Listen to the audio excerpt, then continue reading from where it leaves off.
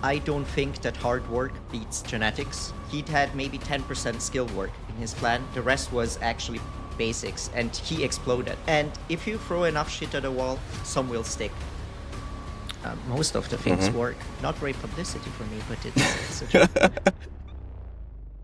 Okay, Dennis, welcome to the show. I am genuinely so thankful to have you here. I have, for people who don't know who you are, correct me if I'm wrong. If I'm wrong, by the way, you are one of the two Sthenics coaches, and Sthenics is basically an online coaching company for calisthenics, mostly for skills, but you also do basics, building muscle, and all of that integrated. Yeah. I found out about you guys because my friends were getting coached by you, and I was just very curious, how they could make such fast progress while already being so freaking strong already, doing planches with ease, front levers with ease, all of those kind of stuff. Then I started digging more into you, found out that you are quite science-based, evidence-based. You have a general knowledge about what you're speaking. You have formal education, sorry. And yeah, I just became we could call it, we could say a fan of your work. I think you guys are super underrated, and I would even say you set the standard for calisthenics coaching with the amount of results and the amount of quality results that you have, right? So very often I see coaches just adding numbers while completely ignoring, activations, teaching people how to perform, how to move. For you, it's like, I think you do the best job out of most of them, maybe even all of them. So quite a bit of glazing for an intro, but as I said already. But thank you for being here, and yeah, that's it. Well, thank you for the extremely nice and kind words. I appreciate it, and I'm very glad to be here. And yeah, hopefully the responses I'll give will open up some minds, give some good Yes, ideas, sure. and show ways to train that you might not have thought before, and bring some structure into this super complicated sport that is calisthenics.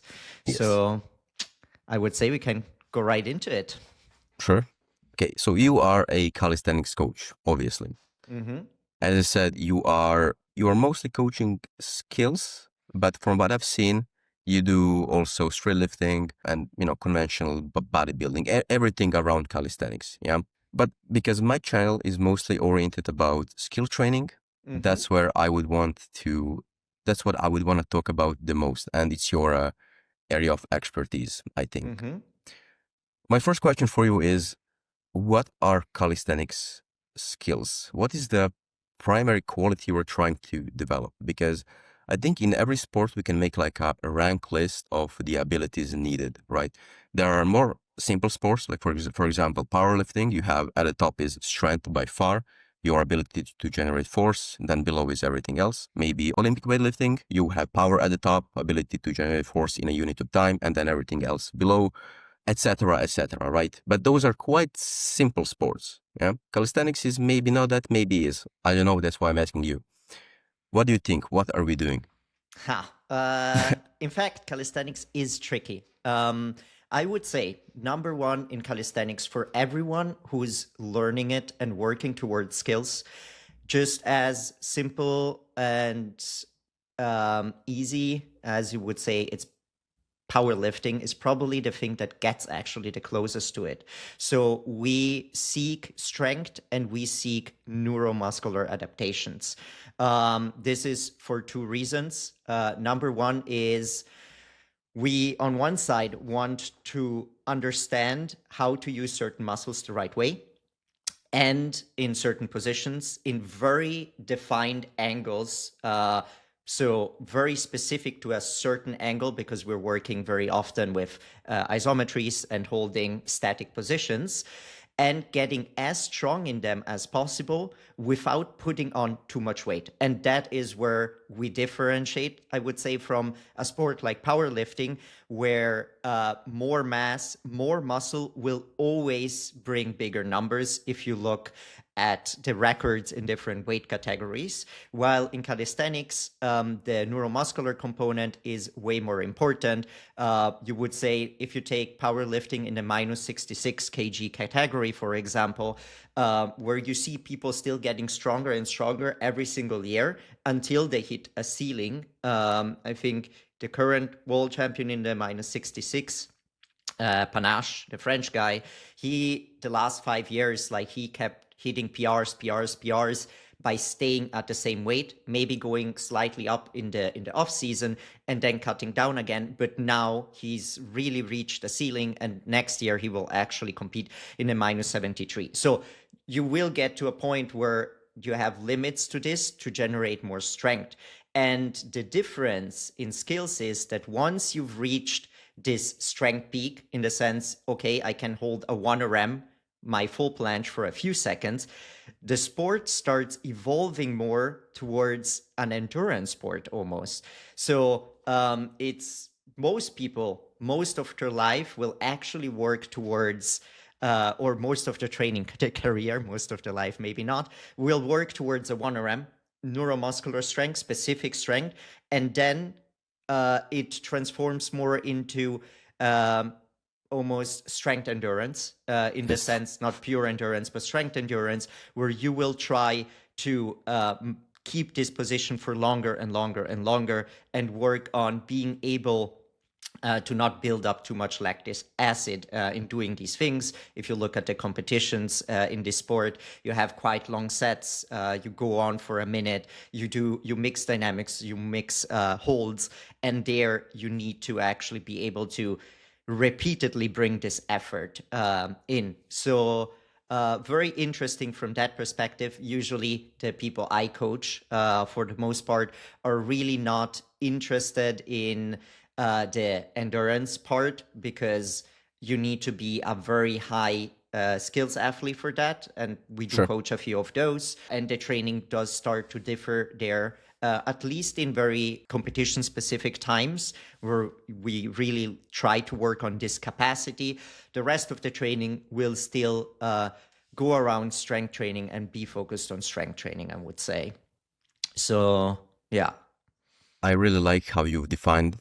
So calisthenics starts out as what we could call a strength sport and evolves towards more muscular endurance sport.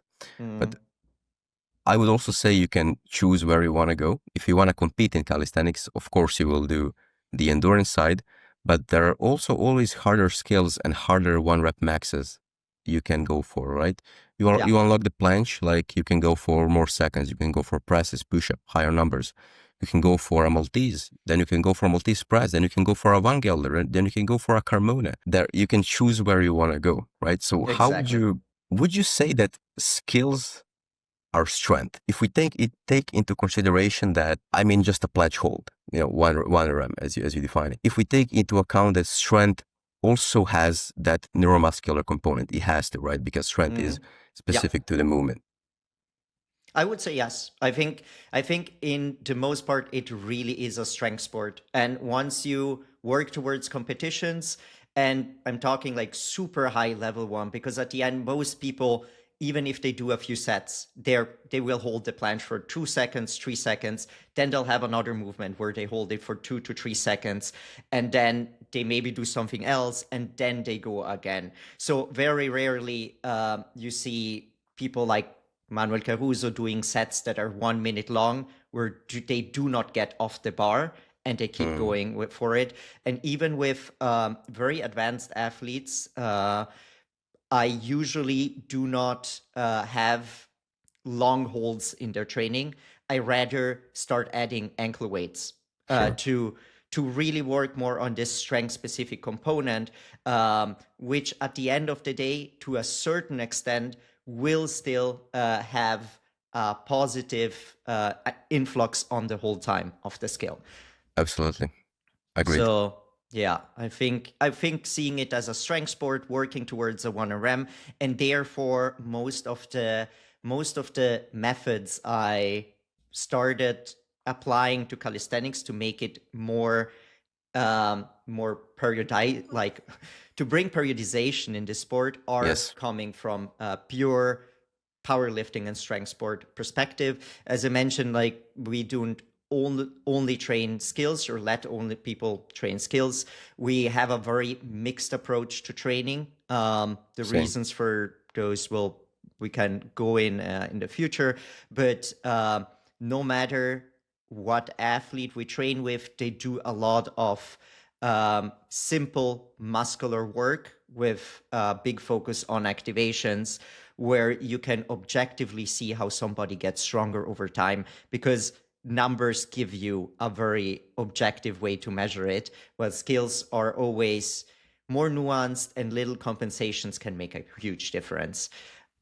Yes, yes. So, for example, when somebody is doing a planche, you would say that because the planche is a very technical skill, you can compensate, such small shifts in technique. You can make it a lot harder. You can have the illusion of progress, although no adaptation actually happened, right? Or Exactly. the other way around.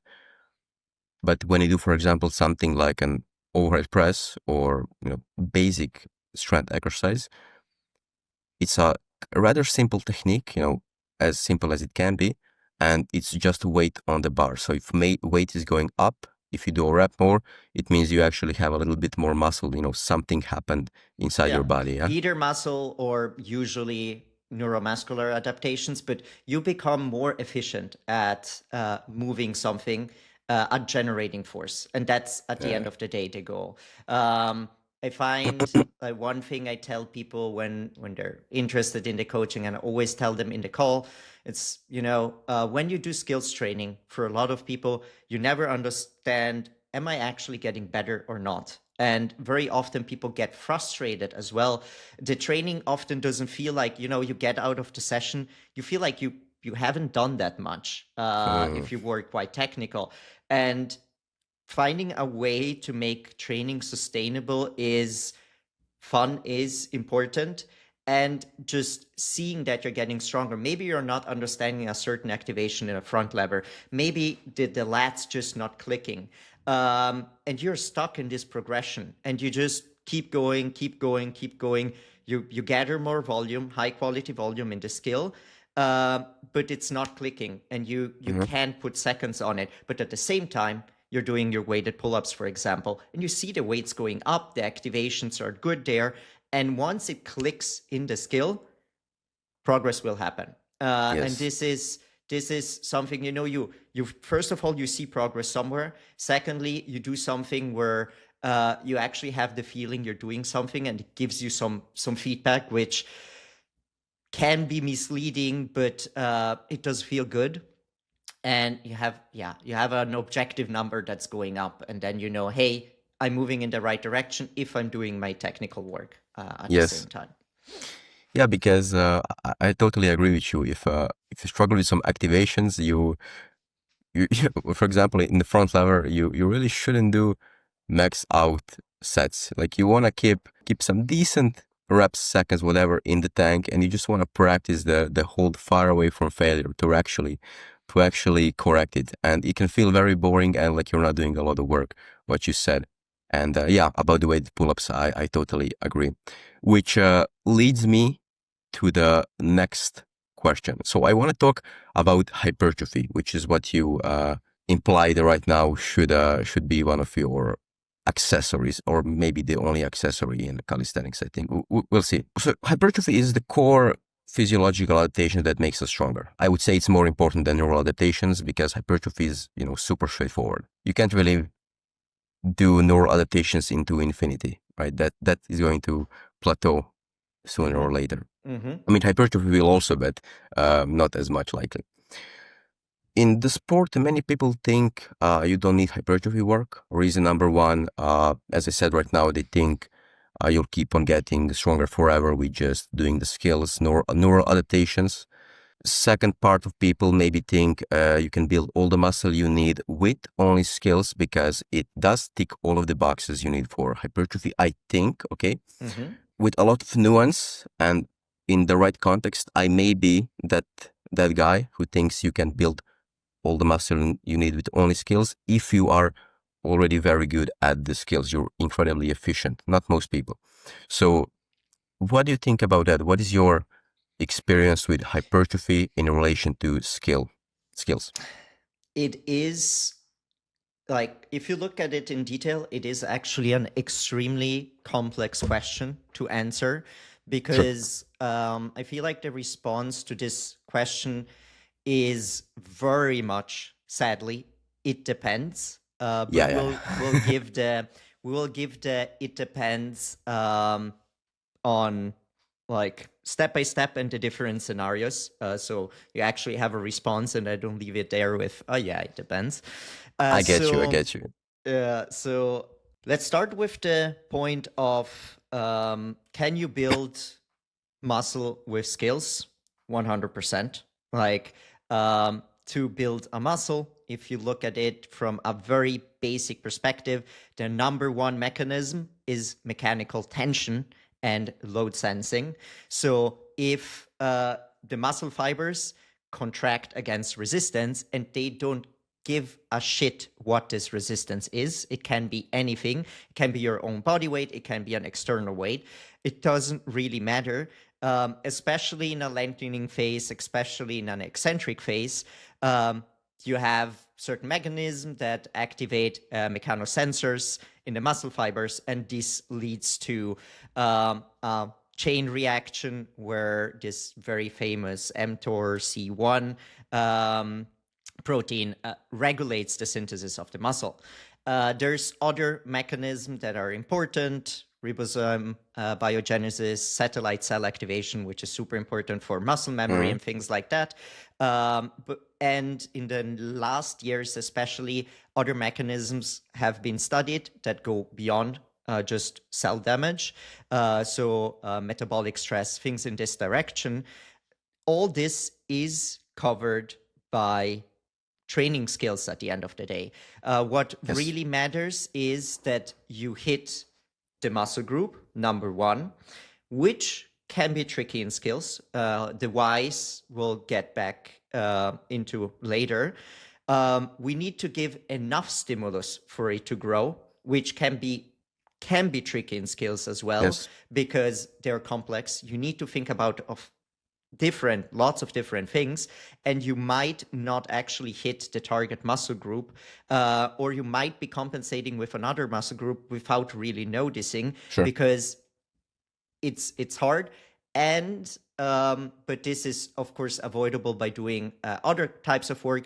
An isometric doesn't hit the full range of motion of a muscle, and range of motion is extremely important for muscle hypertrophy in general. So isometrics, if I'm not mistaken, they seem to generate hypertrophy in a 35-degree angle, something around 30 anyway. So if you do a planche, like, you will hit a certain range of motion where you actually will generate enough stress and hypertrophy. Of course, if you press the planche, you will cover the whole range of motion, or most of the range of motion of your front delts. So that is one thing that you need to keep in mind. And doing dynamic skills, very often you might have other muscles that are the limiting factor, and you might be only able to do it in rep ranges that are rather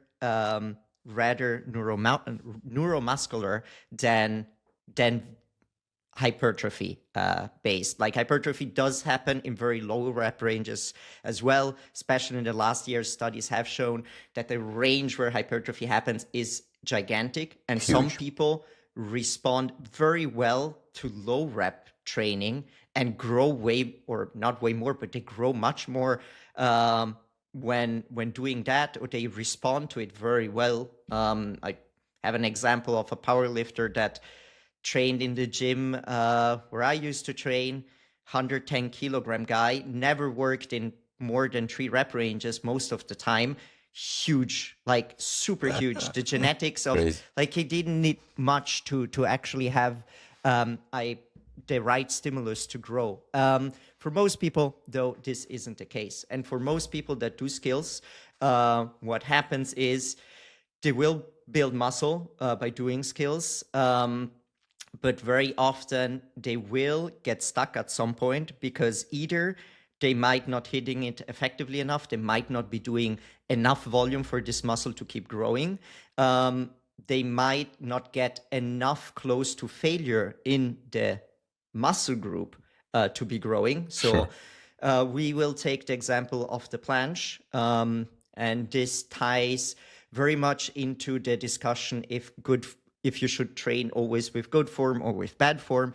If we take the example of the planche, you do an advanced tuck planche, and the first thing that fails very quickly, just a few seconds after you start holding it, are the shoulder blades. Your shoulder blades go to shit. Your shoulder girdle doesn't hold you anymore. Your stabilizing muscles are weak, and they're the first thing that will give up. If you get out of the planche right away when this happens, your front delt actually won't have gotten enough close to failure to actually get a good stimulus. So a lot of people that train with keep pushing themselves and train with bad form and keep pushing the skill, they will actually get more hypertrophy in their front delts. The negative of this is that they might learn wrong patterns, that they might just get used to working with their front delts and completely ignore what the other muscle groups are doing, what the stabilizing muscle groups are doing.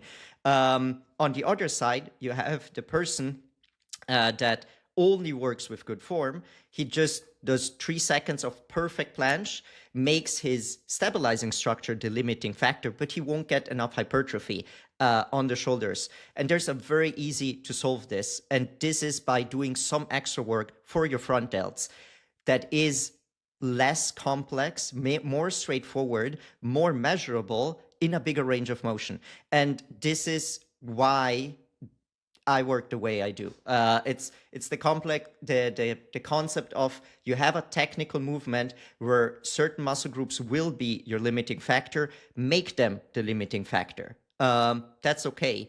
Gather volume in them. Don't exaggerate because they get hurt easily because they have less capacity than bigger muscle groups.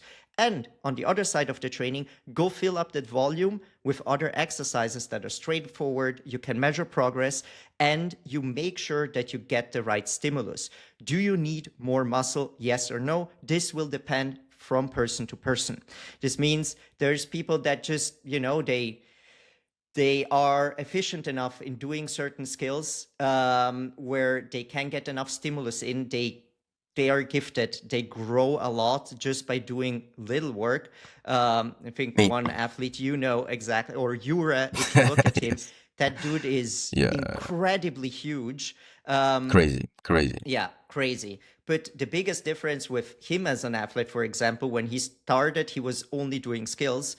He'd had maybe 10% skill work in his plan. The rest was actually basics, and he exploded. He didn't have much specific work. He didn't need much specific work. He rather had much other muscles that needed to catch up, and that made all the difference, especially in his back where he was way weaker compared to his pushing.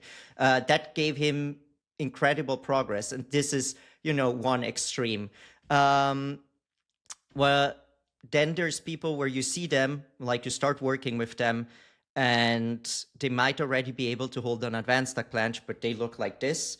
And there I say we need to invest some muscle mass. Maybe you don't need it now, but in the future, it's always a good investment. Yes. It's good to have. It's good to have a base to actually make sure that you use your muscles to do the job. You have better activations, you have better feelings, you have a better connection to them. And then you can stay at the weight until you progress. Once you hit the wall, once you stop progressing, it's always worth to maybe invest some more time working on the muscles and making them bigger. There's always this super simple analogy of having a bigger glass that you can fill with water. The hypertrophy is the bigger glass. You fill it with water, which is the neuromuscular element, the strength element. Once the glass is full and you have completely filled it up, you need to make the glass bigger to be able to pour more in. Tricky thing in calisthenics is more muscle, more weight. And if the muscle isn't specific to the job of the skill, it will make it harder. So getting bigger in the back and having huger lats and just getting a thicker back, especially like huge rhomboids and so on, they might make planching just a tiny bit harder, even though you're on the right side of the lever. They still Yeah, might yeah, yeah. they still might make it harder. And this is where I can't give you an answer because it's so nuanced and it's so Yes, dependent. And at one point you will decide, okay, I'm not progressing anymore. I haven't tried this way. It's about finding, you have a toolbox. It's about finding the right tool for this time. You spend some time in hypertrophy. And from personal experience here, it always brings to better results afterwards. And then, of course, being bigger is never a bad thing at the end of the day. of course, of course. I think you gave a great answer. Just awesome. I hope I didn't get lost in the middle somewhere No, and it's no. clear. It was great. It was great. The analogy I like more than the water bottle is the light bulb. So the size of the light bulb is the muscle mass, and the Mm-hmm. wiring, the electricity is the neural adaptations. You can have perfect wiring, but if the light bulb is not big enough, it will never shine very brightly. Mm-hmm. But at one point, you have to get your bulb bigger in order to make it shine brighter. I think that's a teeny tiny bit more specific than the glass Yeah, bottle, but the yeah, glass yeah, bottle is yeah. still great. It's still great. Yeah. Yeah, just great answers. One thing I would maybe want to go back to metabolites, metabolite accumulation, muscle Mm-hmm. damage. Mm-hmm. I am 95% sure those things have been disproven or they're greatly They are debated greatly if they cause debated. muscle growth. They're Mechanical greatly tension, debated. yes. Yeah. Mechanical tension is the sole proven driver of Yeah. hypertrophy. So I'm really fighting here in these two sides because if Mike Israetel says you need metabolites, who am I to tell Mike Israetel that he's wrong? That's what's bugging me. It's I feel like we need more time. In yes, fact, like this is, I think, what was it from the 70s on? It's always been mechanical tension. And I think the last years it appears, so it's a big question mark. But certain things are very, very hard to measure and understand. So it seems like you can just stress the fibers without actually even damaging them and still have hypertrophy. Honestly, it's it's not, I wouldn't even take it as relevant. We know how to grow muscle. It's actually very we do. simple. You don't need to go into details.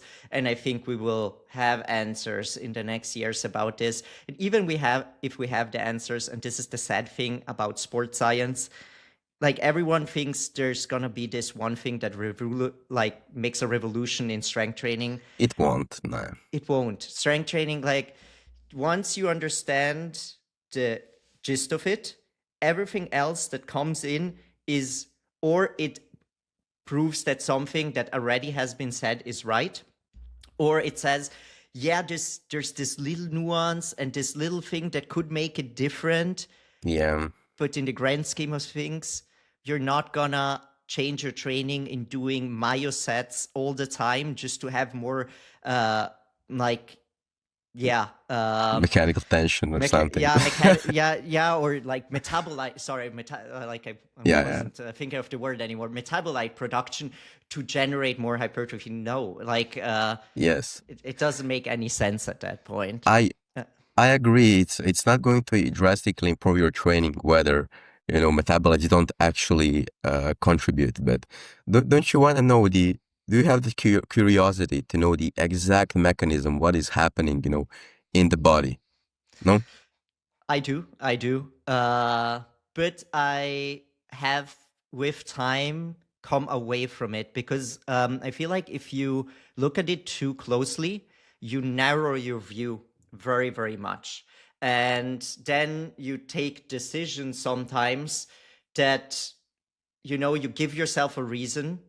Okay, I'm doing this because of this, but there's no actual way to prove it. And I use, like in certain mesocycles, I use certain techniques, intensification techniques that you use in bodybuilding, especially for leg training, for example, you do, or for arm work, for example. So for isolated muscle groups, you do something like myo reps, mostly because, not because I think that exactly this mechanism is going to bring more growth, but it's to bring a different stimulus and make training on one It's fun. side more fun as well. Exactly. Yes, And yes, yes, yes. you know, you stick to it, you have something fresh in you, and you don't do your 3 times 9 to 12 reps bicep curl, but you do 15, 20 reps maybe in the first set, 10-second break, then other 6, then other 4, then other 3, have the pump of your life. It's fun, you feel great, you Yeah, get off the gym and have the feeling you've done something. And true, this true. is something you never have to underestimate in training. And especially if you look very science-based towards training and you try, to give the reason and this and this and this, fun can be lost. And It can. that is something, I learned over the years, and might be very contradictory to what I usually say, or how people think of me. But if you've done a sport for 13 years, it's nice to have some change. It's nice to do something fresh. Sure. And you don't always have to have the perfect reason to do it. So I'll say that too. Yes, absolutely. I agree. I agree. It's very person dependent, and enjoyment is such a huge, huge factor in training. Like you can have the perfect, near perfect programming, really good reasoning for everything. If you do not enjoy that kind of training, at least a little bit, your motivation goes down, your motor unit recruitment goes down, and all of a sudden it's not a good training anymore. The thing about science-based lifting, I hate the word, but science-based calisthenics, let's say, that's even worse. Um, It is, because it it doesn't is. really It exist. doesn't exist exactly. I do enjoy it. I do enjoy having a reason for everything because I'm a nerd. I'm basically a nerd. I admit it.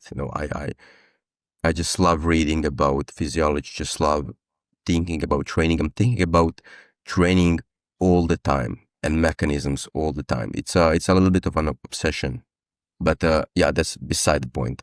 I think we were too long on this question, to be honest. Yeah, but I think we like, I'm happy with the answer. I think what it comes down to, like, I always have a reason for everything I put in the plan, because I can't base things purely on empirical evidence. Sure. But in this sport, you sometimes have to, if there's a deeper reason to it. And something like this has, or seems to have, some evidence at some point, and it won't be a main, like, it's just to rather make the accessories more colorful and still be somewhere based, with reasoning, and not just, yeah, that's awesome because of this reason, and might lead to a different stimulus, and people might respond very well to it. So there's always, I find, nuances, but you can't just invent something out of thin air and be like, yeah, this is the way, this is the best. No, it's not. Yeah, bro. Sorry for interrupting. Go on. No, I was done. Okay. Yeah, it's like talking about like this small of a difference right now. It really doesn't matter, you know. But the person who is talented and gifted will excel anyhow, whatever he does. You know, it doesn't matter really his training style. He will still be the best. Which leads me to my next question, a very hot one actually. Bad form training. We already talked about. You already touched it a little bit. Bad form training. Bad form versus good form actually. Is there a context for bad form? And should you do all of your sets with good form? What do you think, basically? A big one, Okay. I know. A big one, okay. Yeah. The same But as before. I like it.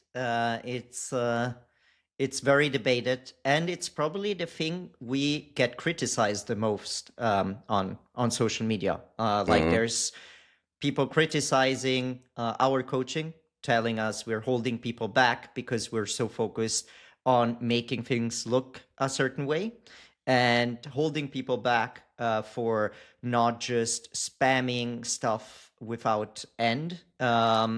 and letting people do things with bad form. So I really like this question. Actually, it's interesting because as the other ones, it's quite nuanced, and everyone has their reasons for doing certain things. So I think the first thing that we need to address is what actually is bad form and what is good form, because Yes. that is number one thing that we need to think about when thinking of the sport of calisthenics, because this sport is still growing. And a lot of the movements we simply copied from gymnastics and put our own personal spin to them. Usually it was from very talented athletes or from certain coaches, or it just the planche with a slight protraction or a protracted planche with a posterior pelvic tilt is not something that actually is super standardized in gymnastics, Yeah. especially the hip position that Surprisingly. came from Italy mostly, and this focus on this PPT and certain coaches pushing for it, and so it became almost the standard, and people see anterior pelvic tilt in the planche in calisthenics as bad form, Yeah. and there is no real reason but an aesthetic reason for True. it, because an anterior pelvic tilt won't make it more injury prone than a posterior pelvic tilt. The posterior pelvic tilt looks more aesthetic. It looks like you're floating. And in my opinion, it looks extremely beautiful compared to Yeah. an anterior pelvic tilt. You don't look like you're just falling into a position. It looks like you're actually floating in Control. it. And there's control, and it's way more complex, which makes it more interesting. And like, you need to understand how to press your hips down while pushing away with your shoulder blade, slightly depressing, slightly externally rotating. So many things you need to think about. So good form is mostly simply a standard that we defined as a goal. And everyone can define this goal for themselves, but through social media, through the videos that you see online, certain standards have been set, and that's how it is. So very often it doesn't mean that it's better. Very often it doesn't mean that it's less injury prone. So it's rather about what do you actually want? What are your Yes. priorities? And this is almost more of a philosophical question than anything Yeah. else, like, do you really want to spend 3 more years understanding exactly the hip positioning to have a position that looks exactly like this for 3 seconds? Good for you. But Yeah. and so much debate comes out of it. And going from this, we can use the planche, since I started talking about it before as well, as an example. If you take a skill, what you need to think about is what are the prime movers that make this skill happen. In the planche, it's mostly the front delts. So your front delt will do a lot of the heavy lifting. If you want a nice protraction, your whole shoulder girdle musculature needs to be extremely solid. Your serratus needs to be solid. You need to be able to keep your shoulder blades in place without them going away and slipping out and falling in, meaning to be able to hold this protraction, these muscles need to be able to fire. These muscles need to be able to work. The rest, your bicep needs to be conditioned because you put it in a lengthened position where it needs to hold up a lot of load. And the hip positioning is very tricky as well, because you need to be able to push your hips down into a posterior pelvic tilt and activate your glutes slightly, your quads slightly. Those won't be the limiting factor. Training legs will just make things harder, not better. You like just specifically training for this will give you enough. The core, needs to stabilize. The lower back needs to stabilize, but they are not muscles that you need to be working on super intensely, and rarely will be the limiting factor. And tricep as well just stabilizes.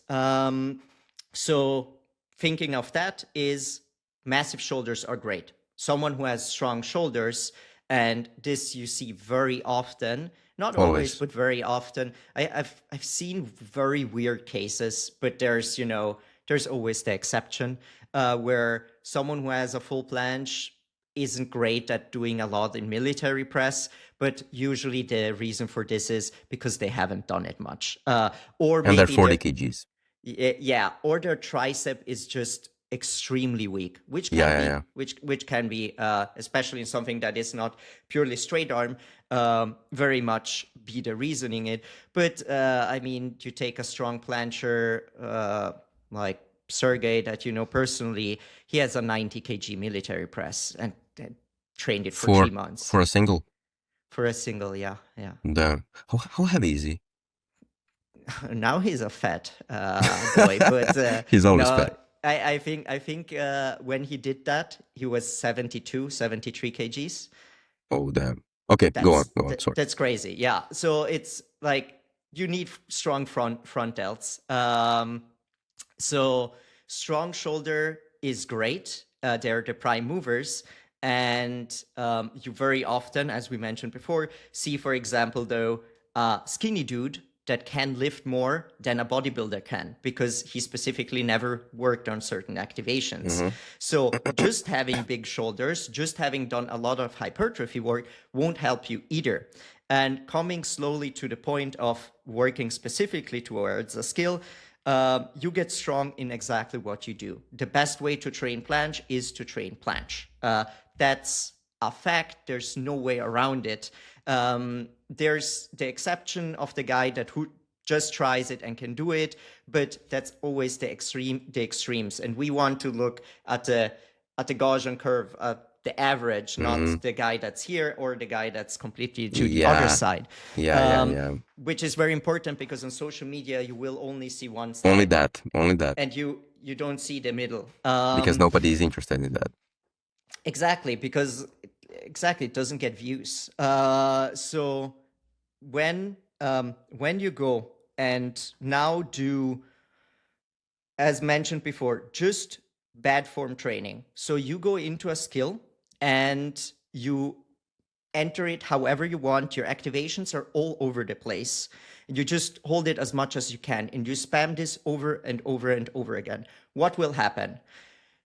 If you're an average dude, very probably your delts will grow because you bring quite some stimulus in them this way.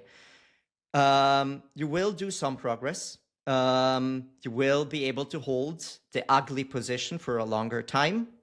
But if you keep doing this year after year after year, you will end up with 4 years of training, doing a planche, looking at it and being like, it doesn't look like the ones I see on Instagram. My shoulder blades are all over the place. My hips are still sinking because if you can protract, keeping your hips in a posterior pelvic tilt is almost impossible. Yes. It's super hard physiologically to have retracted shoulder blades and have a PPT. You can try it right now. It's extremely hard. It's a bit easier when you're slightly protract. That's why when people lose protraction, the hips go to shit right away. And it took them 4 years to get to a point where the front delts are able to hold this position. Now they want to work under protraction, but it took their main muscle group, their primary mover, the bigger mover, to get to this point. How long will it take them to relearn all the activations and make the little muscles catch up to this? Because the little stabilizing muscles will first you need to understand how to activate them, which takes a lot of time just to learn so it clicks. Then they need to get the right amount of volume. And the thing is, if you're already doing like super heavy work where they need to work against an enormous lever, it's way harder like to catch up with it. You need to start easy with everything. You can't just go in and curl 50 kgs just like that if you've never used your biceps before. No, they need time to adapt. They need time to grow as well. And they need time for you to be able to fire your neurons, I like your light bulb actually, very effectively. So they're years behind. And this means that this person And the fact that the reason I'm saying this, these are the people I usually work with. They might be able to hold a straddle planche, and then they have to start with a tuck planche again. And that sucks. Like, It does. because you need to catch up if you want it to look a certain way. And it takes a long time for them to catch up. And the big risk when working with bad form for a long time is, of course, you will always go to failure. You will always push to failure. And these muscles will always be the limiting factor. And they can't take as much volume as your prime movers can. And what very often happens if you don't use those little muscles as your limiting factor is you get hurt, you get shoulder impingement, the muscles tighten up, they close down, and then the journey becomes even longer. All this doesn't mean that you should only do everything perfectly. And I don't like to use the word perfectly because it's a self-set standard. But you should do things in a way that allow you to focus on your activations. So the intensity needs to be somewhere where you're able to actually focus on these little things. And this won't be able if you are using a progression that's way too hard for you. It needs to be something where you can actually feel these muscles and understand these muscles on one side, and you can do the rest of the work for your delts, so you make sure that they get enough volume with other work. And the things in the beginning won't look perfectly pretty, and that's okay. Like, it's not that if I start programming an advanced tuck planche for someone, it looks perfectly in training. Like, usually the videos I review every single week for 1 or 2 months, they will have little mistakes in them. 100%. That, like, it's normal. It doesn't, like, we don't wait that everything is perfect in our eyes to put it in the plan. No, a lot of adaptations need to happen when specifically training this angle, because especially in the planche, you lean more with the bigger the lever gets. You need to get used to this specific angle, so your activations will be off. You will need to learn the activations in this specific angle, which is very tricky as well. So yes, there is gonna be some bad form, but there's bad form, there's bad form. There's working with margin, there's balls to the wall for infinite sets constantly. And the truth is somewhere in between, and it's different for everyone. If you work with someone who's gifted, you can allow yourself to have them things look ugly, because you know that they will build enough margin by doing this, even in their stabilizing muscles. So the gifted athlete will go, he will try, in 2 months, he holds an ugly planche. In 2 fucking months, he holds an ugly planche. And then he has so much margin that he can spend his time, even when doing a full planche, working on these activations. Wow. So you need to learn first bad form and then good form. No, you did that. But most of the people sadly can't. They will learn bad form, and I was one of those people. I spent 4 years learning planche. I was very light and still I would say gifted compared to a lot of people. And it took me half a year to fix form. And once the form was fixed and I understood the activations, it just took me 2 months to get from a straddle to a full planche, or 1.5. So, like, because I understood the muscles, I understood how to work with them, and I had a lot of strength per se, the evolution then was quicker. So, yeah, I think this answers hopefully the question if good form and bad form is good. It's always a spectrum, and it will depend a lot on the person. But I feel like when you write a plan for someone, you can't just hope. You can't just hope that it's gonna get better. You need to have reasoning behind it. You need to do things a certain way, with a certain reason, with a certain idea, and just hope that one day the form will get better. No, if certain activations aren't understood, you need to maybe do some assistance work. In the beginning, I always like to try to do things as simple as possible. Just work with cues, see if somebody can adapt. Mm-hmm. But if after years somebody just doesn't understand how, or months, how to protract correctly, you need to put in extra work. And then there's always the big thing of we're all different. Our anatomy is different. Yes.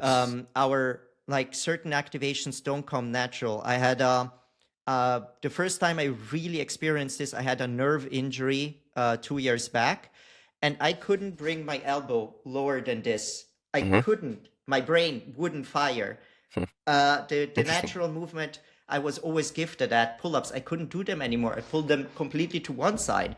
The thing where I could do 8 one-arm pull-ups on that arm, I couldn't even do a normal pull-up anymore because my brain wasn't firing. And there you understand that certain people just have such a hard time connecting to certain muscles, understanding certain muscles, and they Yeah. need a certain intensity to learn it again. I needed to start with 5 kg one-arm lat pull downs and slowly rebuild this connection to this range of motion, because the nerve was just impinged. So with time, you rebuild this, then you create more space, and it works better again. But yeah, like it always depends. Breaking form is part of the process when you learn things that have to do with balance, and planche has a component of balance. Not everything needs to be perfect all the time, and it wouldn't be effective for it to be perfect all the time. Mm-hmm. But you need to spend quality time in the position how you want to achieve it in order for you to achieve it, because certain muscles otherwise won't work, won't get the right stimulus, and you will have to take 3 steps back to work at them again. And this is Yes. why I work the way I work. Love it. Love it. No, to be completely honest, for me, I also started training with bad form because there was no guidance, of course. Mm-hmm. So the activations were off, hips high, no posterior tilt, bad protraction, a lot of tiny details. To be honest, the first time I tried to think about activations like posterior tilt, protraction, I did it first try, but I don't count myself because I just have a little bit of talent for the sport. So that. Two things I would maybe want to go back to that Mm-hmm. you talked about. So first is what you said, that most people cannot correct their form very fast. Mm-hmm. So many athletes preach that you sort of have to first build up your volume with bad form because they equate intensity with form, although it's really not. There is some similarities, of course, but it's not. It's just not by definition. Then, you reach a very high volume with bad form, and then you turn that, let's say you have 5 presses, you get it back to 1 or 2 with very clean form. I think there are some problems with that for most people, because as you said, some people just do not have enough nervous system throughput to certain areas. It's the same reason, some bodybuilders, for example, Lee Priest maybe, I think he said explicitly he could never feel connection with his tricep or his bicep, one of those two muscles. No, some bodybuilder. I'm not sure. He had Mm-hmm. ginormous arms, so I'm not sure if I'm talking about the right person. He couldn't feel connection with his muscle. Everything else he could feel. You do not have a lot of nervous system throughput for that muscle. It's totally okay. Coordination is a skill. Not everybody is gifted for coordination the same way. The insertions for, let's say, your serratus, some people just don't have very great leverage to protract well. It's maybe even your scapular anatomy, it's not in the Exactly. best position for protraction. All of those kinds of stuff. Some people have mini scapulas that are Yeah. completely to the side. Like they have so much more room to cover with their muscles, which makes Yeah. it so much harder if you have 2 huge muscles there that just hold everything together, and you have your little attachments, easy. But if everything needs to happen through tissue, super hard. Yes. So all those sorts of things will prevent you from turning that bad form into good form quickly. Would you agree with that? I would say so. The idea behind you build margin with bad form, and turn it into good form is not a bad idea per se. Actually, no. It makes 100% sense. You build your front delts to a certain point where they can tolerate so much that then later you can focus on your stabilizing muscles. The only problem I have with this is, first of all, if you're not gifted, relearning patterns from, like, you learn a certain pattern, you do something a certain way, and then you need to go back and relearn it a different way is very hard. It's harder than learning something in a certain way from the beginning. And that just, I have actually never looked at the evidence of it. I'm going to be totally honest, but it's experience. You work with people that have done something for 10 years a certain way, or they have done it for a long time a certain way. Relearning this you will need to often take more than one step back. Secondly is always the risk-reward ratio. By bringing your body in a position where you're going to compensate with other muscle groups out of control just to press it up, for example, in a planche press, brings the risk of injuring certain structures sky high. And the worst thing is to be injured. If you're injured, you need to take breaks and you can keep going. So as a coach, I advise against this simply because I find it irresponsible. It brings so much risk to the equation where maybe the results could be better or faster, but it's not always about getting fast result. It's about, in my opinion, finding a way to train where it's sustainable over a long period of time. You see constant progress, and our structures need time to adapt to these extreme positions. As someone who's extremely injury prone, always been, for me, it has become I have a bias in this direction, of course, because for me, I needed to program my training or have a coach, Leo, program the training in a certain way so I don't get hurt, because I need to be extremely careful with this. And this is genetics as well. So yes, some people can allow themselves, but I'm not going to spin a wheel and say, yeah, okay, we're going to just try this and hope for the best. And this way you're going to have great results and I can post them on Instagram and I have found a magic method when I just hoped that you don't get hurt and pushed you into an extreme. And this, if you're trying out yourself, absolutely fair. I've done it. Of course I've done it. You look for these shortcuts. You want to get as close to this skill. You want to have the feeling of achievement, and it gives you feeling of achievement. But if I look at from a pure, I'm training this person and I don't want it to get hurt and I want it to reach the goals, them to look a certain way because that's what they pay me for, I have the responsibility to do this as safely as possible without taking decisions just hoping that for the best. So it's a moral question here as well. For certain people, it might be worth doing this more because they can build a good margin quite specifically. But at the end of the day, we're talking about skills that take years to achieve. What difference do a few months make? Honestly, when they bring you when they make sure that you not get hurt or the risk of getting hurt is lower, it's always about risk reward. It's always about putting the time in. So yeah, fast results are cool. They're flashy. They give you a great sense of achievement. But if you look at it on a bigger scale, if you look at things long term, it's usually not worth it. And we are not built to think long term. We're built to think short term. We want the fast achievement. We want the dopamine kick. We want this. I understand it. It took me a lot of years to understand. And you fall into the trap over and over again, no matter what you do in life. So it's more about being patient, seeing the way, understanding what you need to keep going, to keep you motivated. But it's my responsibility. And here, people pay me for a certain reason, and it has a lot to do with that for sure. Yes. Sometimes I see people, you have seen hundreds of people over the years. You've coached so many different, where I know I can push them a tiny bit more. Uh, Talented athletes, I know that I can allow myself a tiny bit more because they can tank it. But I always tell them, we're gonna do this. It's gonna be a bit more risky. Are you okay with it? And then yes, they skyrocket. Nice, Of they course. make the progress of their life.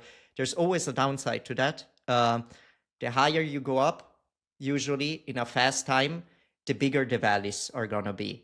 So periods where Yeah. afterwards you need patience and time to come out again. And I much rather have a line that looks like this, where you slightly go down and up all the time, but the trend is up, just flatter, than having this, then this, then this, then this. And this is what happens with a lot of talented athletes at a point. How often do you see on Instagram, I'm at my peak, and then maybe they don't even get injured, but they fall into this valley and then comeback. Every 3 months, there's a fucking comeback. Always. Very Yeah, often. it's so often. Like with talented athletes, you see so many comeback posts. And the reason for this is pike, valley, pike, valley. If they would take a more gradual way over the years, it would result into less of that. Yes.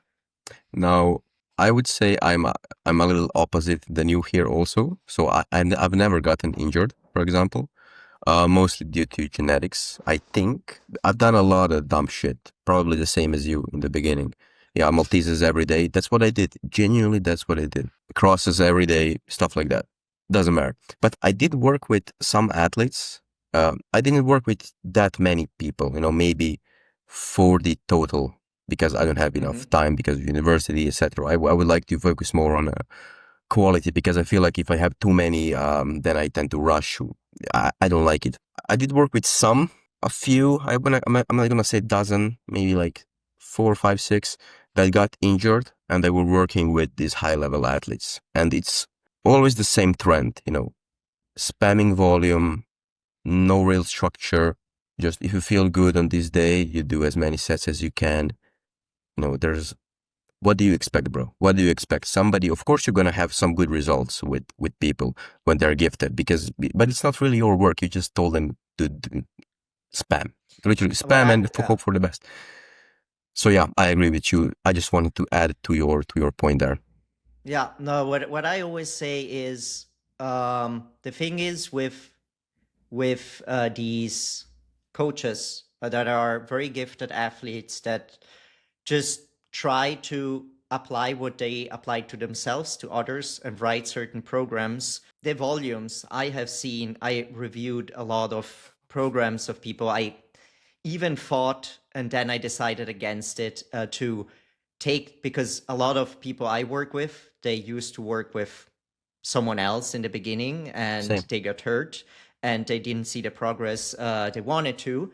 And then these are the people you don't see in the results posts. They come Always. to us and say, like, I've tried this, I was doing this program, and I give it a look, and you see this poor person who can't even hold a decent plank, having 5 sets of advanced duck planche and full planche with fat bands in there, and just take as many, like, if you feel tired, take a day of rest. Is what? Like, that's not periodization, that's not programming. Like, it's throwing shit at a wall, and if you throw enough shit at a wall, some will stick. And then you will Yes. have these outliers. You will have these people that can take it, and they go through the roof. They get these incredible results, just 3 months from this to that, crazy progress, this and that.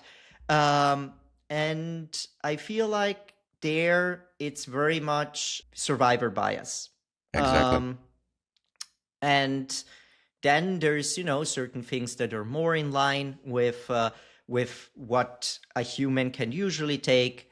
That's more okay, but a lot of these things just, yeah, there's a reason they don't work. And of course, like with how we are positioned in our coaching, we get a lot of these people that have been trying for 5+ years to get a skill. So it doesn't happen automatically. It needs a certain approach. It needs an extremely structured approach. And even then, learning certain skills for certain people might even not be possible, or they need to invest so much time in it that, you need to really ask yourself, is this worth achieving?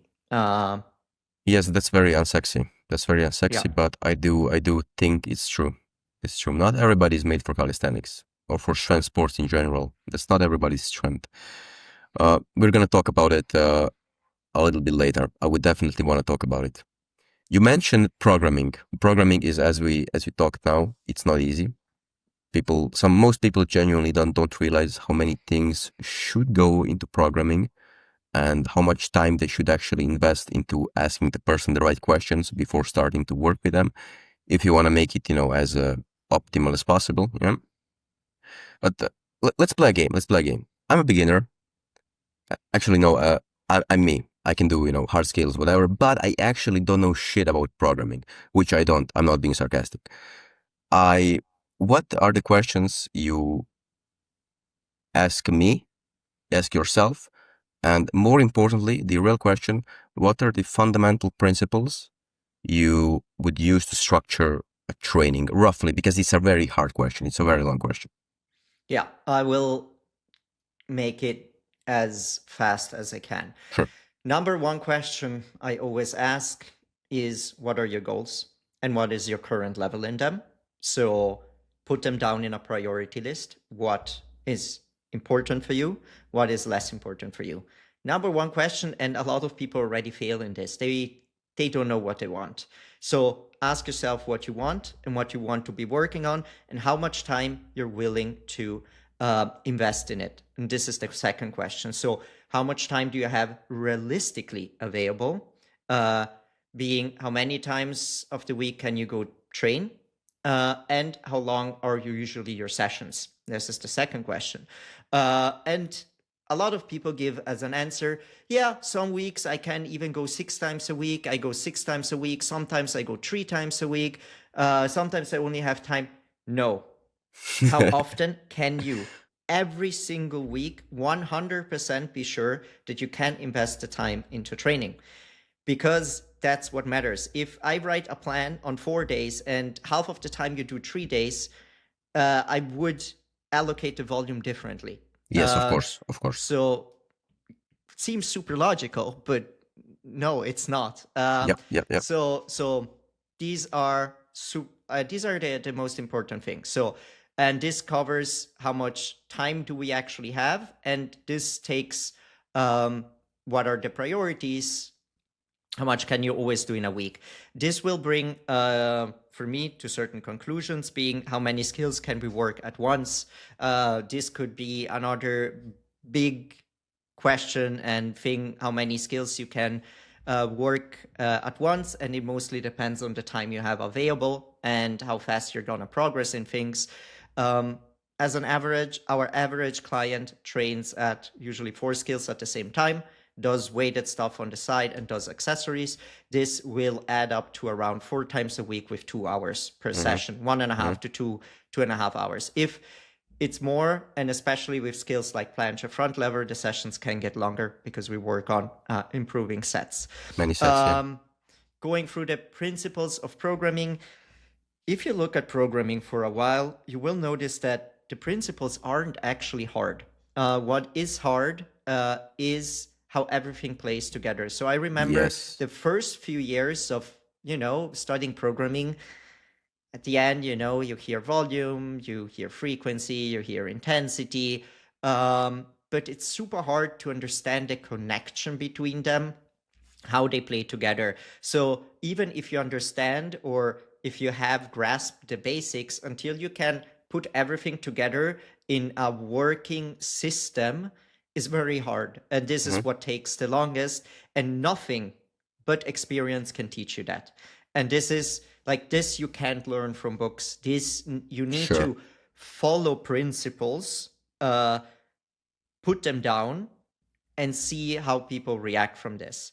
So going through the principles themselves, you need to do enough volume for certain muscle groups to actually generate strength and, of course, build muscle in them. Tendentially, working with more margin in the beginning, doing more volume is a good idea because intensities are lower and you can focus on activations. You can build more muscle and you generate more margin in principle to then transfer to strength. So as a general rule of how you want to go. And this covers the volume and intensity side. So very general, you start with more volume, lower intensities, and over time you move to higher intensities. What this means for skills is very hard to describe because they do not work just as normal things, but to make it very fast, you work with a lot of sets with lots of seconds in reserve in every single set, so you can focus on the activations. And later you can start pushing higher seconds, which would be in principle the intensity in skills, or a next variation, a next propedeutic. And they have a bit to their own rhythm. And frequency. So how often are you gonna train a movement or a muscle group per week? And usually, if you look at sports science, 2 to 3 times a week is the sweet spot. That's why the bro split doesn't work for most people, or isn't a great split for a lot of people, because you hit certain muscle groups just once a week, looking at the hypertrophy side of things. Yeah, this gives you actually the base structure that you want to use.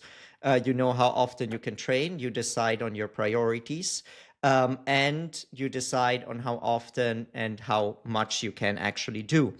The way I like to work with people is a bottom-up principle. So you find many coaches that just simply start with given numbers, like a 10 times 10, for example. There's people still doing that. Where they just throw shit. If he survives, he survives. Great. I rather start very easy, very low volume, and then we see over time, you push a set here, you push a set there. Can he take it? Is he recovering? Is the performance the same? And so you build up the athlete, which has 2 advantages. You really get to know the athlete on one side. You see what they can take and what they can take, when they have problems recovering, when not. And on the other side, of course, if you slowly build up volume, they will be able to take more and more over time, to a certain extent. The caveat here is always when you start doing things that are heavier, for example, or more intense, you can't do as much of it. So it does balance out. It doesn't mean that you will do you will reach a point where you're gonna do infinite amount of volume. No, just the tonnage moved, if you want to look at that number, simply goes up with time, and you can just take so much, or like get more over time. And there's always a sweet spot where people do the best progress. Very interesting fact, just right now, if you look at YouTube with Jeff Nippard and his low volume videos, for example. I've seen it. Which seems low volume is the way, and everyone goes this direction now. What very probably is the truth there, which I think he did made some mention in the video. He was probably doing way too much before. He was doing so much that he couldn't recover. If this is the optimal hypertrophy range for someone, he was right here, and now he's maybe here. And now, like, he's actually recovering and improving. And it's not because he's doing low volume. Plus, he has years of building margin by working with very high volume. And now he can just really use this margin built over years, which is very hard to like set in stone scientifically, something like this. How much margin have you built over years? It's impossible to, but it makes logic sense of how usually structures adapt to stress. Exactly. So the way I structure the training itself, though, then is you have a technical component in the beginning of the training where you're fresh, where your brain is nice and active, where you work on the skills, where you work on your planche, you work on your front lever. Should you superset it is a question that often comes up. I always tell people if you're learning a movement, doing the sets one after the other makes more sense. So it's easier for you to understand what you have done wrong and you don't have completely different activations in between. So yes, it saves time, but for most people, it doesn't make a lot of sense in a beginning phase while they're learning a new movement. And you work with big margin, as I mentioned before. You don't push, at least in the first weeks, you don't push failure at all, and you keep a lot of seconds in reserve. You do a lot of sets with short holds where you could do much longer ones. And then over time, we will fill up those seconds and keep the sets lower. Because if you have built enough margin, you can do this. And then you do some compound movements that are very measurable, that use the prime movers of the skills. This can be pull-ups, this can be military presses, this can be anterior delt raises, It can be dips as well. There's some things I have just experience with where I found dips actually to be more counterproductive than productive, I agree. especially when learning a skill like planche, and a big bias against them personally, but that doesn't matter. I've seen exceptions. I've seen people that once they started doing dips, people that can take infinite amount of volume in the shoulders, and they improve actually more now than they did when they weren't doing them. Things like that. But these are nuances that happen. Very rarely.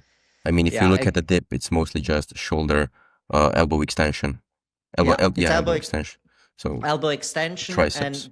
And triceps. I mean, and if you learn to use it, which a lot of people don't, chest, but most people, especially if you're planching or have been planching, they tend to close up and just use the front delts. And at very high intensities and sometimes overshooting the volume for this primary muscle group. And very often it cooks the stabilizing structures. So that is the thing I noticed the most, the shoulder girdle.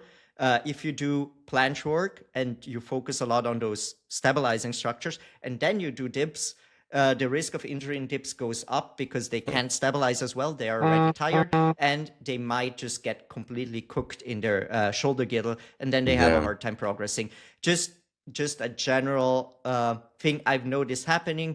Doesn't need this that it's a must, or if I program it, it's once a week and quite light, and then you can use everything the right way. Just because of these reasons, it can be a great tool to make it better, always with certain reasons in mind. And you can't start like this and be like, it's like that. You need to evolve with the client in principle.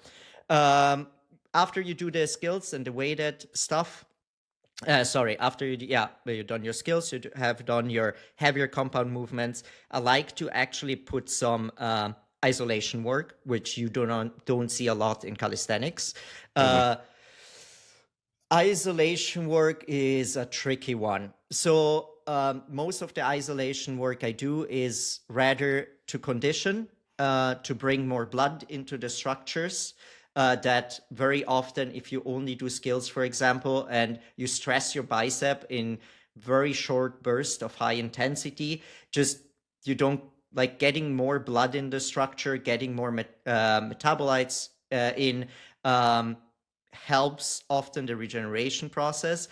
And there is a point to be made, which I do not have an answer to. And I remember years ago, this idea drove me crazy. So if you look at RTS, don't know if you know them. So powerlifting periodization, I always get his name wrong. The inventor of RPE, Mike Chutcher or something like that. They have a big concept about assistance work, that it doesn't only help your muscles. So in the sense, isn't only there to maybe hit some isolated muscle groups without creating a lot of fatigue, Mm-hmm. but doing very isolated work for them and growing weak points, as well as I like arm work, for example, just for shoulder health, like working on your biceps, triceps, side delts, rear delts is great to create a better stable structure, getting stronger in different range of motion. And these are the reasons I give for doing this work. Plus, very often there's very evident weak points in the triceps in a handstand push-up. Doing some Mm-hmm. extra work that's isolated for the triceps, because in complex movements, you're gonna try to avoid working it. And here you really just focus on this is a smart idea. He always made a point of there's certain assistance exercises that are done in a certain way that will help neuromuscular connections and will help to understand activations better, things like that, which you can prove with science. I feel like there's points to be made for that. Certain like learning certain activations in an isolated way, so you can be better at them or activate better. But I prefer doing those super specific activations when you're fresh, rather than like retraction, protraction in your scapula, in tuck planche or so, to understand the protraction in as specific as possible, rather than inventing some weird assistance exercises that might hit it or might not. And I do think that specificity there is very important, rather than thinking that some weird flexion of their arm in a weird angle when doing completely a different exercise is going to bring some transfer. Not something I have an answer to, not something I think we'll have really an answer to for a long time, and something that I think is very individual. But this is how I structure the training. This is how I would structure the week. Tendentially, I like to have one day that's tendentially a bit higher volume, one that's a bit lower volume. Studies seem to show that results are better when doing so. Keeps the training a bit more interesting. You look forward to your heavier day. Plus, you work always in ranges that are a bit more specific to our sport. And that's how it would go, like in broad lines, without talking hours for it, how I program things in general. And I load for 3 to 7, 8 weeks, depending on the person. Up to 8. Depending, I think there's just a few people that survived 8 weeks, and the reason because we started extremely easy, the average is 4 to 5 weeks. Like because they're going on holiday, or there's a competition, and you need to modulate things in a way so that you can go. Usually 4 to 5 weeks, people will need a deload, and make it very dependent on stress, which is one thing that people think about. Your programming can be as good as you want. And the big mistake a lot of people do when following a plan extremely strictly, they don't give a shit about what happens in their life. They need to do their 3 sets with this weight. They forget that external factors stress them, build up. And this is why people get hurt. That's why I tell them, when you notice your sleep isn't as great, you're not getting your nutrition on point, and we're thinking of pushing one more week, maybe a 5th week, or maybe even just a 4th week, and something's off, we deload. Like, we go easier this week. Sometimes it makes sense to push through these things, especially if you're a beginner, because you have so much margin. But the more advanced you are, the more you need to be very mindful of these signals. That's it. Yeah. I agree, especially just to add to the last point, what you said about training and actually recovering. So it's counterintuitive to give this huge stimulus to your muscles, to your nervous system, and your whole system is catabolic from stress, from lack of sleep, all of the factors combined. You're overstressed from university, from work. And I think you can combat that with just, a bit lower volumes of training, maybe cutting something off. But you have to be smart about it. That's what I do right now, by the way, although it doesn't matter. First, you should, if you can, you should work on getting yourself into homeostasis a little bit, just having a stable environment that you can clearly progress in. But I do think it's such a powerful thing, you're with same exact training, same approach. If you're just more relaxed, more parasympathetic, you can have double the progress, maybe double the progress, This crazy. is such a good point. Like when we were talking about muscle or hypertrophy before, um, growth happens not when you train. Growth happens when you rest, and that's Yeah. something you can't forget. It happens when you sleep. It happens when you're actually relaxed and not doing the stuff. And I can say that 95% of the people I work with, they were doing too much before starting. Then we will build up to maybe the volume that we're doing, but it depends how you do the volume as well. If it actually hits exactly what it needs to hit, and a lot of people just do a lot, and that's it. They just do a lot, and then they do other sports, then they do this, they do Yeah. that. They don't take account into this. It's a very fine balance. The human body can take a lot. This is something I've honestly probably the biggest change in how I think about training I've done in the last years is I remember when I was super deep into studying everything I found regarding strength sport. This was probably 8 years ago. Interference effect was found everywhere. You were like, oh, you shouldn't do this together with this, and do this and do that together with that. And about 10 years ago, Alex Yadav wrote a book called The Hybrid Athlete, where he was like starting with this idea, which now 10 years later is probably one of the biggest growing movements in the fitness bubble, that you can do different stuff at the same time. You just need to build the capacity for it. And this is, I think, the mistake that everyone does when they try to maybe combine different things that are very different energy systems, like Yes. running, especially a high impact sport like running and lifting, for example.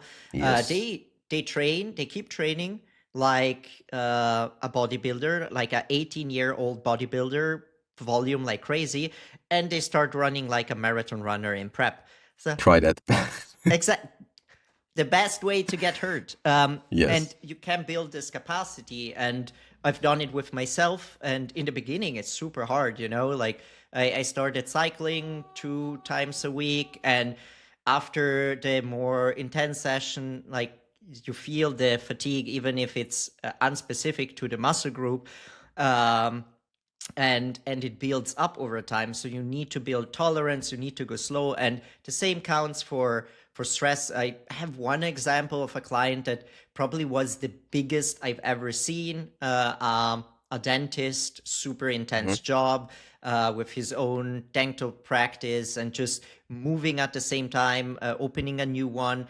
And like I ran low volume to start with, but the progress wasn't there, and he still was very consistent, or the progress was there, but it wasn't as good as I thought it could be. And this is just personal preference. And then we decided to like cut it even more, just ridiculous amount of volume, and he skyrocketed like For real? yeah, like Damn. if you look at the tendential volume landmarks to build muscle or build strength, way under that. But just because his life stress is so high, if here he actually has room to improve, because that's all the space he has to improve. And if it's over this, it's always gonna be like you can't recover and you won't make any progress. And super difficult to understand, super difficult to accept, and super difficult as a coach to recognize as well. That's why I like a bottom-up principle. Yeah, apply it to yourself especially.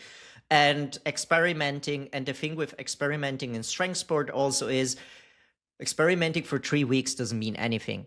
Exactly. You need to do it for months. And yeah, so yeah, that's when people this makes say, it hard. sorry for interrupting. when people say I tried this progression for 3 weeks and I didn't really progress, so it's a bad progression, or similar things, bro. Shut the fuck up. Like literally, you, that's not an experiment. That's not an experiment. Yeah. Great answer. I love it. Let's get to the last one. This one is probably the hottest one, as I said in the intro. Genetics or hard work? Maybe I can specify a little bit more, or can you work with it? No. Go Genetics or hard work? specify. Because my answer is Okay. very short, actually, to this one. Okay. Then I'm not going to specify too narrowly. Success of an athlete. Will it be more, let's say, predominant by genetics, talent, or hard work? Okay. A hard one? Yeah, a hard one. I feel like it's more hard for the ego than anything else because the answer is very simple. Genetics give you the amount of potential you can reach, no matter in what. Genetics, and in sports, people think about genetics in a very narrow view. People think, oh, how much muscle can I build? How are my insertions? How fast can I Exactly. learn skills? It's everything. Genetics is everything. Um,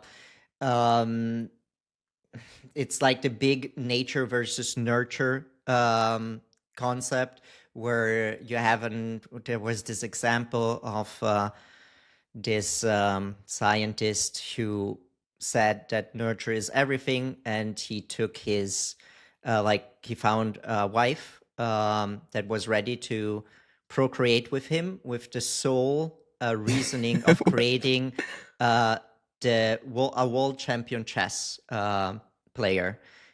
They had 2 daughters, and both of them became world chess champions because since they were little and born, they did nothing else but learning chess. And this for something that's so thinking based, so strategy based, and is a lot about tactics. And I feel like once you learn early enough, you can actually get super good in it.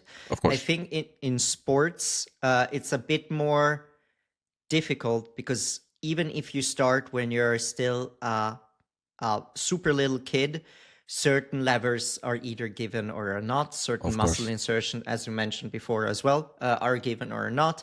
And this will make a huge difference. When you start out early, your chances of getting good at something are way bigger for sure, and that makes the biggest difference. In general, I don't think that hard work beats genetics. Me neither. I think that genetics will beat hard work any day. Genetics also is, though, motivation, consistency, all these external All of it. factors that have a lot to do.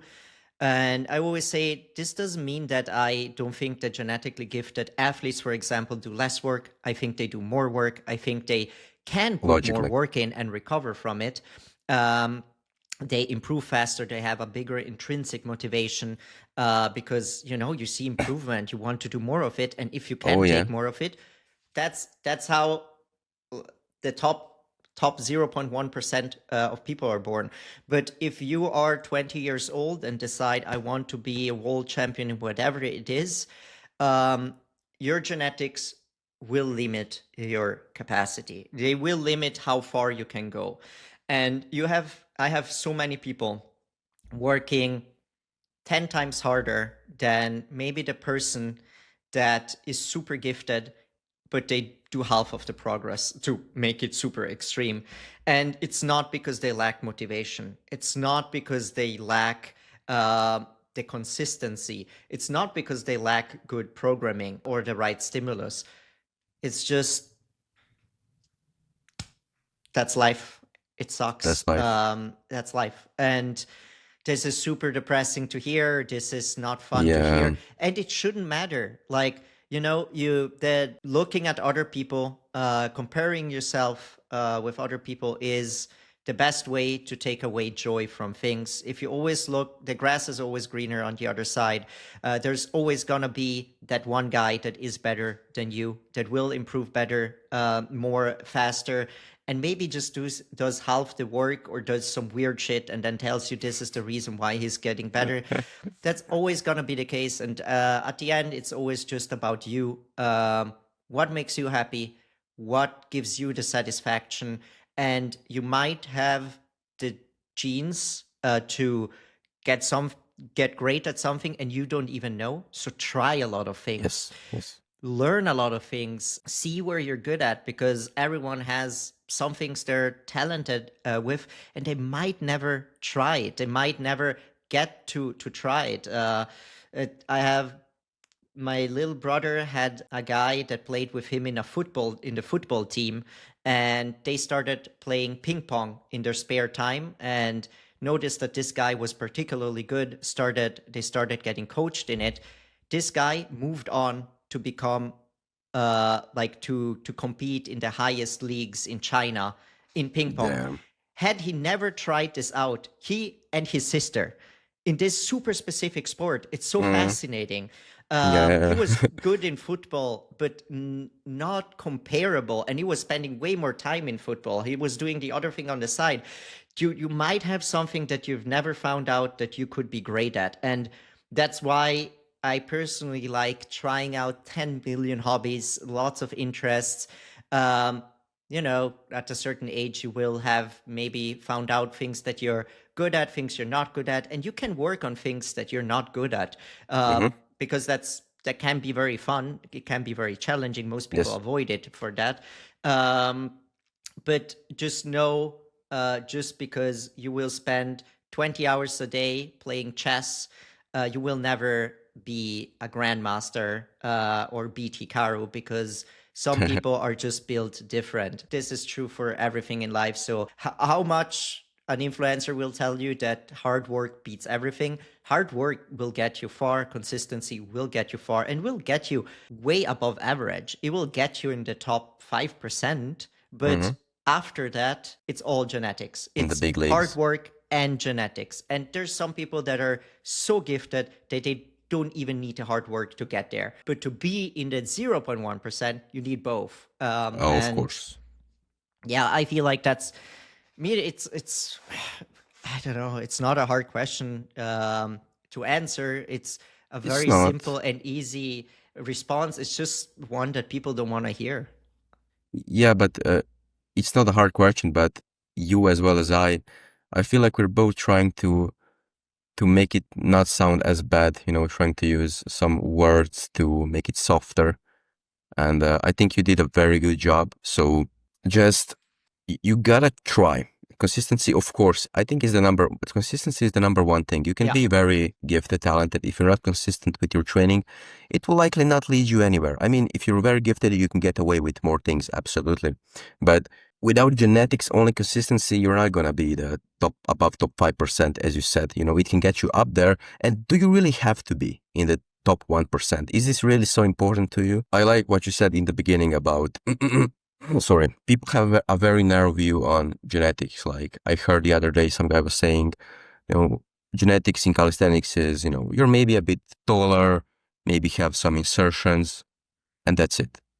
Like, no, that's not it. That's like 2 pieces of the puzzle, and puzzle is like 1,000 pieces. Those are 2 very big ones, of course, but there is your fiber type distribution, there is your pronation angle, maybe there is your anatomy, there is your tendon stiffness, which is largely genetic. There is how fast you can recruit motor units, you know, rate coding. All of that has a baseline and has a genetic limit. Your motor unit recruitment has genetic limit. Your hypertrophy capacity has genetic limit. I'm sorry, sounds very bad. That's why it doesn't. It's the truth. It's beautifully said. I think one great example that you see on social media is the people that are bigger, like, and heavier, and they go on social media and tell you, I could do it and I'm 190 and weigh 90 kgs. So you can do it as well because you're lighter. It's like, nah, dude, Like, how Nah, many people like do you exist? There's a exactly. reason why not a lot of people do like you exist, And they and say, that's genetics. yeah. You can give someone who hasn't worked with structure anything, type of structure that progressively overload, they will improve. Like the first 3 months of coaching, honestly, I do not post results of clients there.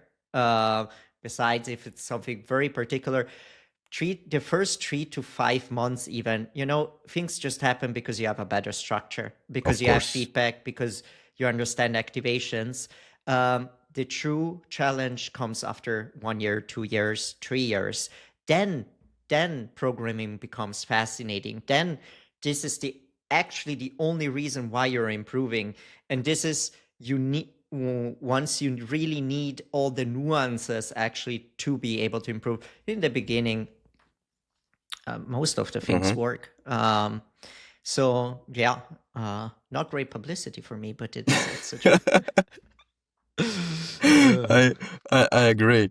Like you probably see it also very often on pages on the feed, like 3 week progress, 4 week progress, and it's just the guy, going from a good straddle planche to a bad form full planche, or something like that, just making a tiny shift in his technique to allow him to hold it for a few seconds. Like, this is not progress. This is not adaptation. Like, he got maybe some feedback, try to think. He maybe had a better day on this day.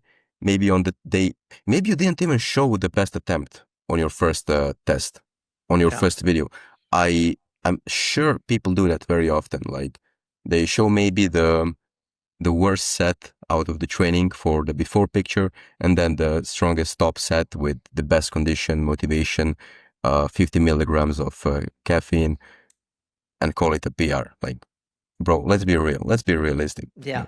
What I think is very true, like for a lot of these coaches, is a lot of them have a good technical knowledge. Like they know how to explain cues, they Of know the course, yeah. technical side of things, and that alone improves people a lot. But and that's nice, that's good to see. But they start with already 3 front lever pull-ups, and then they can do 5 prettier Ooh. ones. It's like, wow, like if this dude got to 3 front lever pull-ups by just trying, so probably obnoxious stuff, just having minimally more structure and form feedback for the first time in his life, it's gonna make wonders. Yes, that's yeah, not so exciting, but it sells. Itself for sure. Okay. Bro, thank you so much for the podcast. I don't know if there's anything you maybe want to go back to. I think we covered everything. Really Yeah, good answers man. from your side. And I hope I didn't talk too much. I absolutely think not. I think we covered everything. And I really enjoyed the questions, actually. Way more in detail and interesting than a lot of most people ask. So Mhm. really enjoyed it, and I really like your, especially being on the side of someone who has gotten a lot of things by trying easily, Yeah, yeah, trying yeah. to understand them, taking the step back, is beautiful to see. So kudos to you Thank you, for bro. that. Thank you. Thank you. It does bring some hate also with it from some other people, but that's all good. That's all good. Haters are gonna hate. That's something you have to accept. No matter what you do, no matter how well and nuanced you try to be, people are always gonna hate, always gonna criticize you. But then at the same time, you're doing certain things right. Once again, bro, thank you so much for the opportunity. Thank you. I'll see you. Was a pleasure. Absolutely likewise. See ya, bro. Ciao.